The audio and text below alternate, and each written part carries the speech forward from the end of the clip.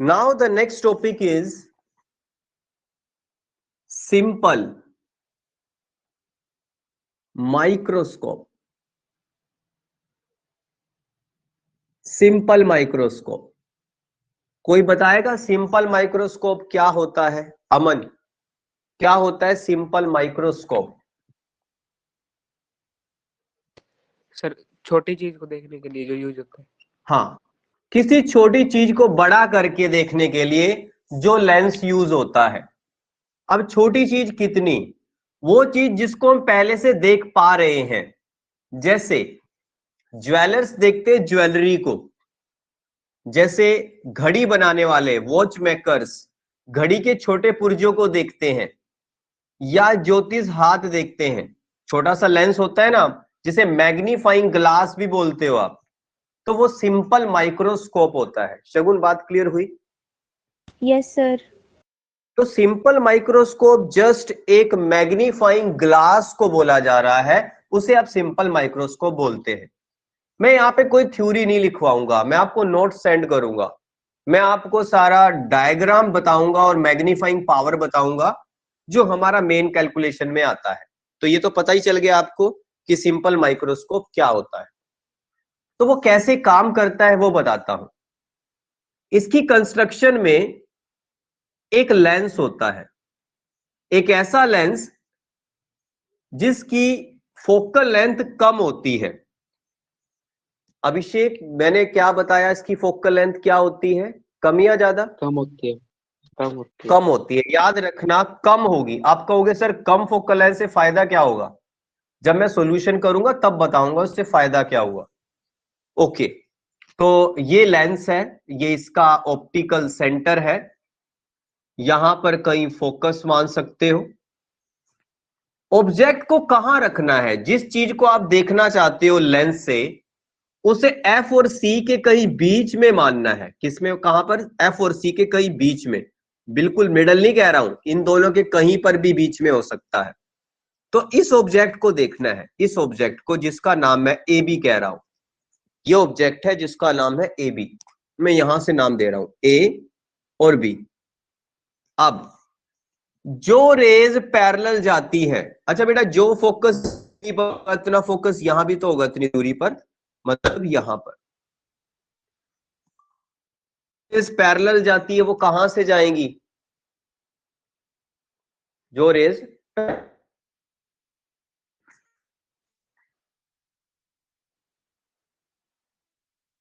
मतलब जो raise parallel जाती हैं प्रिंसिपल एक्सिस के, लेंस में पास से जाएंगी। अभिनव,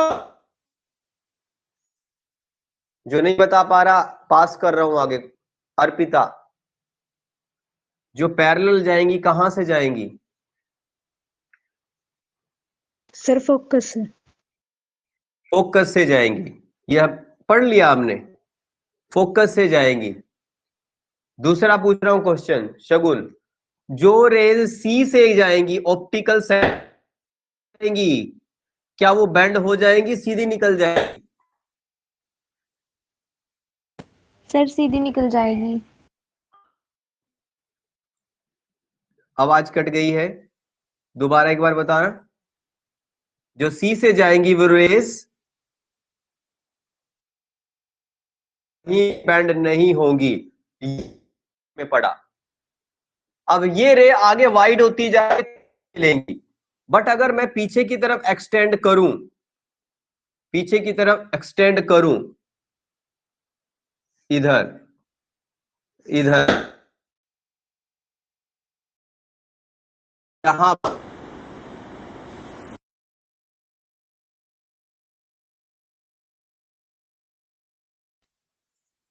क्या इमेज पहले से बड़ी बनी है?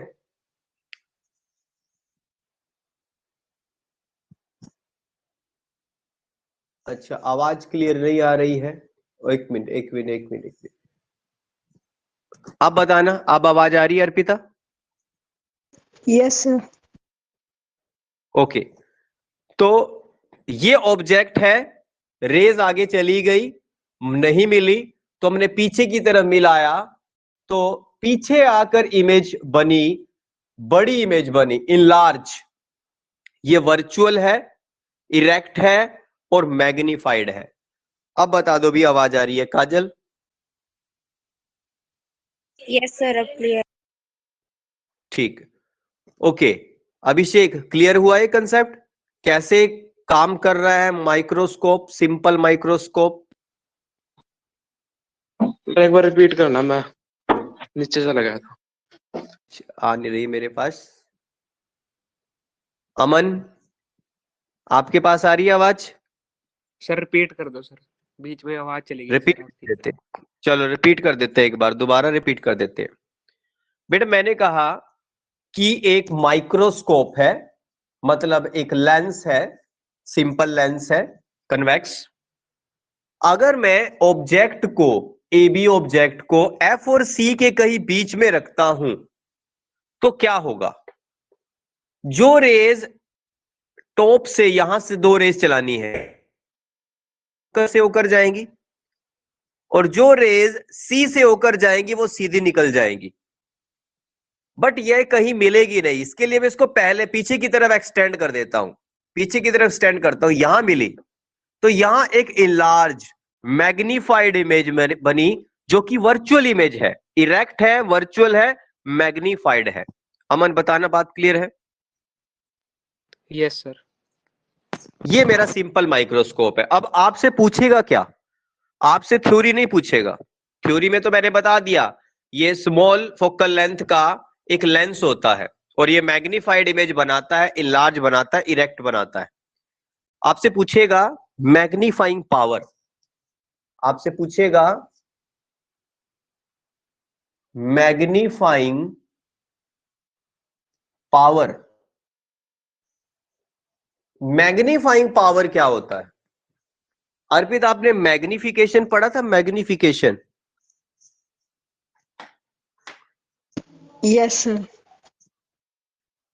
मैग्निफिकेशन में आपने पढ़ा था एक रेशो, एम से डिनोट करते थे आप। रेशो था ये साइज ऑफ इमेज और साइज ऑफ ऑब्जेक्ट का, साइज ऑफ ऑब्जेक्ट। अभिषेक, यही होता है मैग्निफिकेशन का मतलब, size of image, size of object. Aman बताना आप बेटा, यही होता है? Yes sir.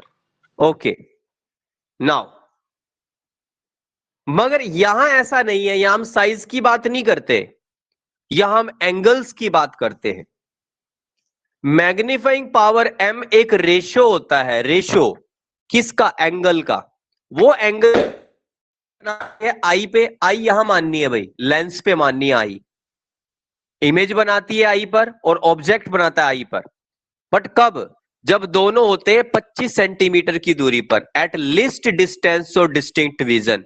जब दोनों के दोनों होते हैं 25 सेंटीमीटर की दूरी पर, उसे बोलते हैं magnifying power of the simple microscope. मैं रिपीट कर रहा हूं, आपको लिखने की जरूरत नहीं है, नोट्स में आ जाएगा, आप समझ लेना। What is magnifying power? Magnifying power is the ratio of the angle subtended by image to the object at eye when both are at least distance और डिस्टिंक्ट विजन। जब दोनों के दोनों 25 सेंटीमीटर की दूरी पर है। अर्पिता, डेफिनेशन क्लियर हुई? Yes sir. अब ये इमेज, सॉरी एंगल नहीं नजर आ रहे। सबसे पहले ये जो इमेज बनी है, बताऊं कहां बनी है? ये बनी है 25 सेंटीमीटर की दूरी पर। अगर ये आपको बिल्कुल क्लियर नजर आ रही है तो ये 25 सेंटीमीटर पे बनी हुई है, इसका मतलब। तो ऑब्जेक्ट को भी यहां मान लो। अब ऑब्जेक्ट की हाइट कितनी है? ऑब्जेक्ट की हाइट है इतनी, तो इतना ही बड़ा ऑब्जेक्ट मुझे यहां मानना पड़ेगा, यहां पर।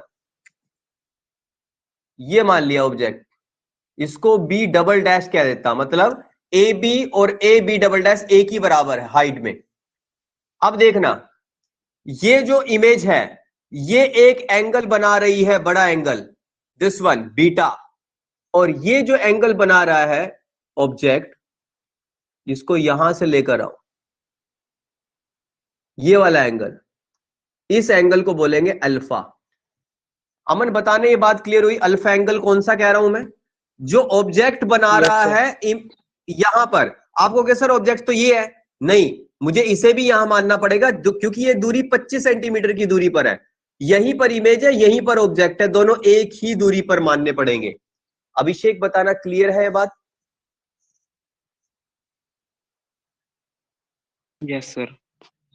ओके, तो ये वाला एंगल तो आपने अल्फा बता दिया, और ये वाला जो एंगल है इसे आप बीटा लिख दो, बीटा, दिस वन, बीटा ये पूरा एंगल यहां से, और अल्फा ये वाला एंगल, मतलब मैग्नीफाइंग पावर होता है beta upon alpha, beta upon alpha. Shagun बताना यहां तक क्लियर है? Yes, sir. नाउ क्योंकि एंगल छोटे हैं, since angles are small, Aman जब एंगल छोटे होते हैं तो थीटा को क्या लिख सकते हो? सर थीटा को क्या लिख सकते? टेन थीटा, तो इसको लिखेंगे tan beta divide by tan alpha. बस इतनी बात अगर समझ आ गई तो बता दो। अर्पिता क्लियर है कैसे लिखा? Yes, sir. नाउ अब मुझे सिर्फ टेन बीटा की वैल्यू चाहिए, टेन अल्फा की वैल्यू चाहिए, तो मैं दो ट्रायंगल यूज करूंगा। एक ट्रायंगल यूज करूंगा ये वाला, दिस वन, जिसमें अल्फा एंगल है, A dash B double dash C, यहां लिख देता हूं, from triangle A dash B double dash C and एक ट्रायंगल में बड़ी ट्रायंगल यूज कर सकता हूं, मैं बड़ी ट्रायंगल यूज नहीं करूंगा। अब आप कहोगे क्यों नहीं करेंगे?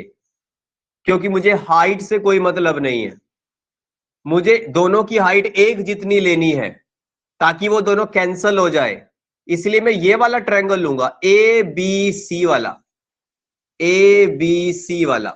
एक ट्रायंगल लिया ए डैश बी डबल डैश सी, एक ये ट्रायंगल लिया और एक ये ट्रायंगल लिया। आप ये ट्रायंगल ले सकते हो भी बड़ा ट्रायंगल, मगर ऐसा करने से एक गलती हो जाएगी, दोनों ट्रायंगल में सी ए डैश कॉमन हो जाएगा जो कि कैंसल हो जाएगा, जबकि क्वेश्चन में यही दिया होता है, दूरी दी जो होती है, इमेज की दूरी, ऑब्जेक्ट की दूरी, आप वही कैंसिल कर दोगे तो कुछ नहीं बचेगा।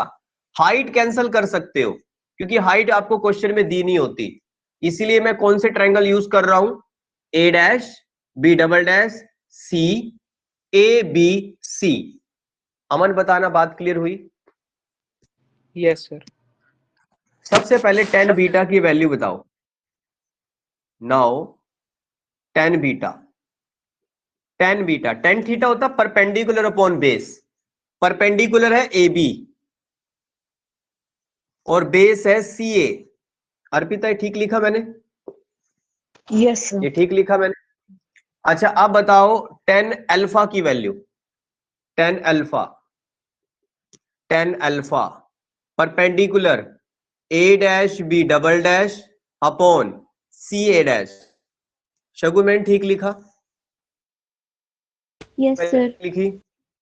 नाउ अब क्या करें, इसे m में पुट कर देते हैं। Now m is equal tan beta की वैल्यू ये रही, ए बी अपॉन सी ए। अच्छा टेन अल्फा की वैल्यू ये रही, ए dash B double dash C A, C A dash sorry. अब इसमें क्या कुछ कैंसल हो सकता है अमन? क्या कुछ कैंसल हो सकता है इनमें?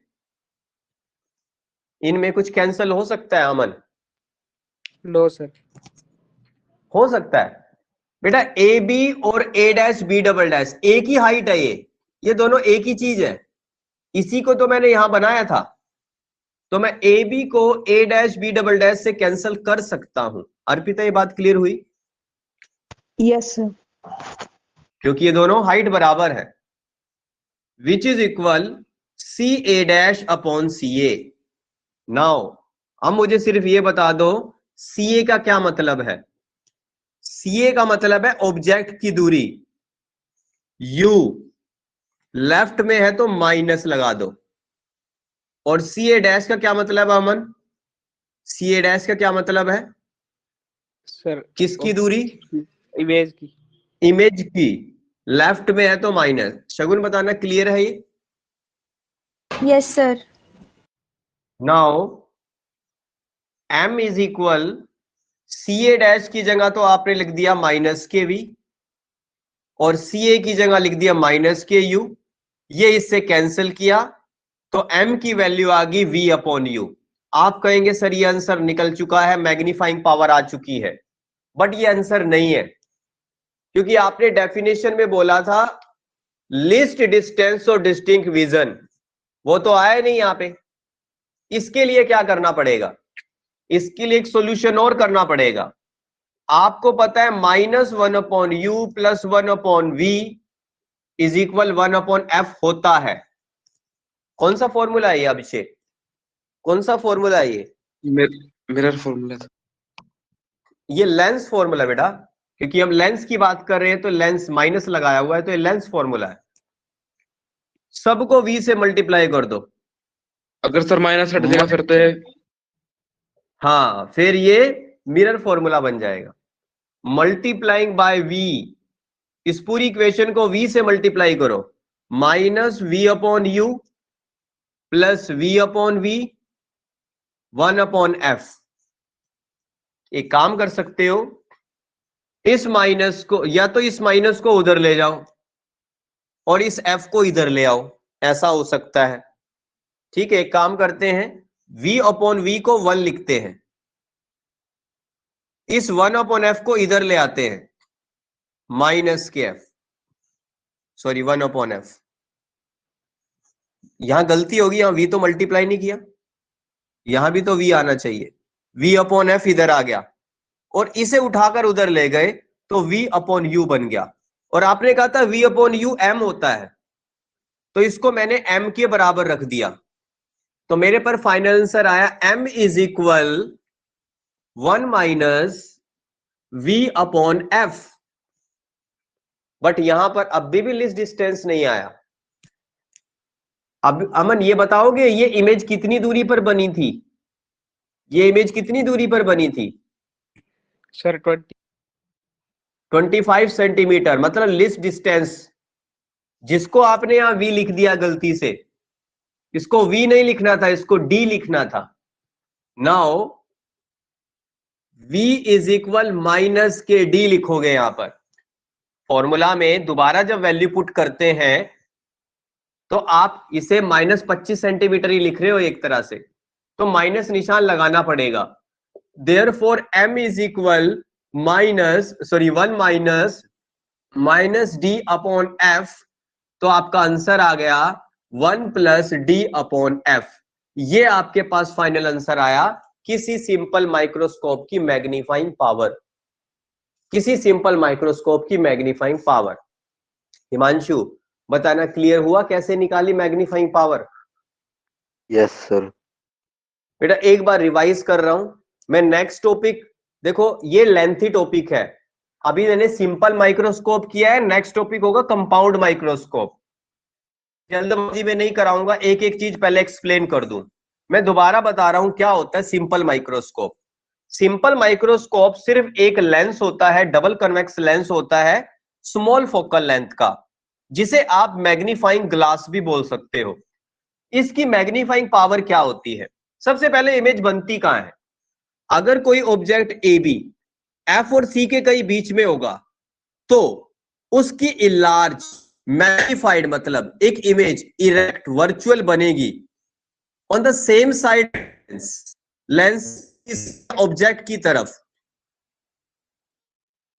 यहां पर इमेज बनेगी तो इस सिंपल माइक्रोस्कोप की मैग्नीफाइंग पावर कितनी है?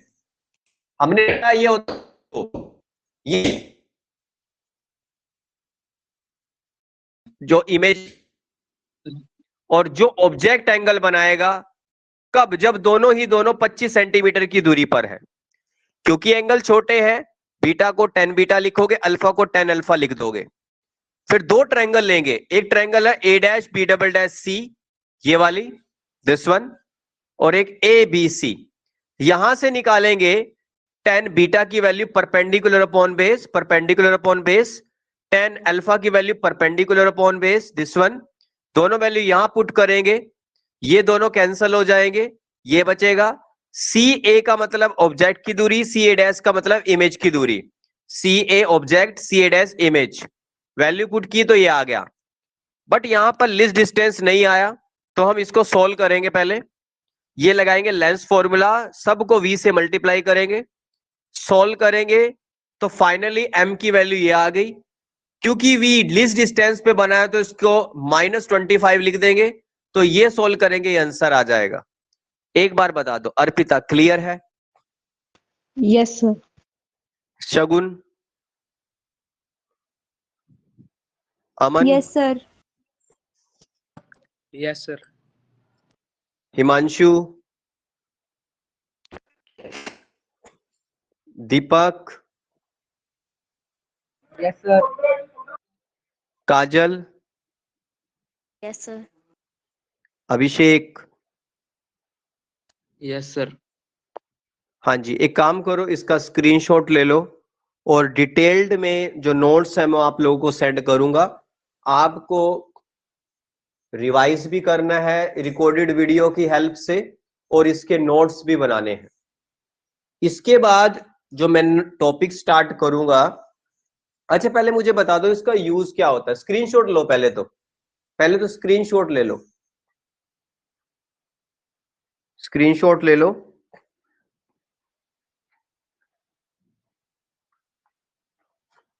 ले लिया सर स्क्रीनशॉट। ठीक है, अब मुझे बताओ ये यूज कहां होता है। मैंने बोला था स्टार्टिंग में सर हाँ हाँ बोलो। जैसे ज्वेलरी शॉप में, जैसे वॉच मेकर बनाने वाला, ठीक है,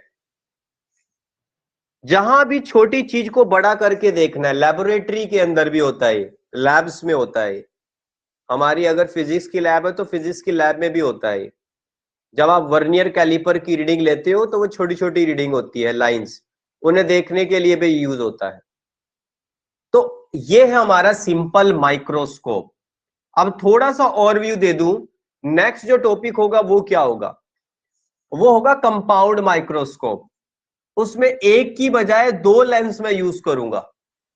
वो कहां यूज होता है, वो होता है लेबोरेटरी में, छोटे पार्टिकल्स को देखने के लिए, जैसे वायरस वगैरह को स्टडी करने के लिए, छोटे पार्टिकल्स को, जैसे बायो की लैब में होता है ना भाई, बायो की लैब में वहां कंपाउंड माइक्रोस्कोप होता है।